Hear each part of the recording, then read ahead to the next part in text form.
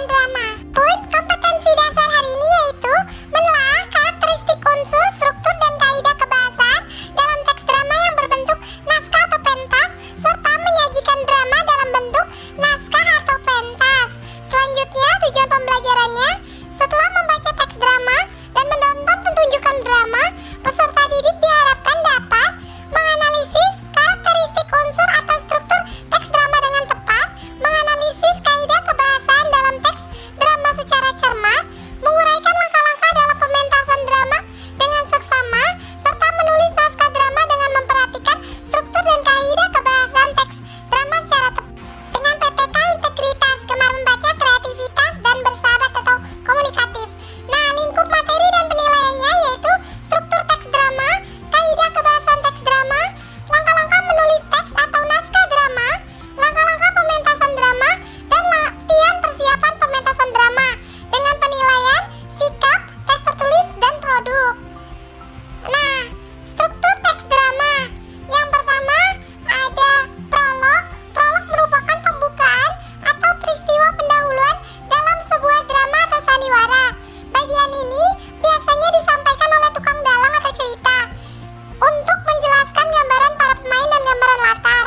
Selanjutnya, dialog merupakan media kiasan yang melibatkan tokoh-tokoh drama. Dialog di sini dapat menggambarkan kehidupan dan watak manusia, masalahnya, dan cara manusia menyelesaikan persoalannya. Selanjutnya, epilog. Di bagian ini terdapat intisari cerita dan menafsirkan maksud cerita oleh salah satu aktor atau dalang pada akhir cerita.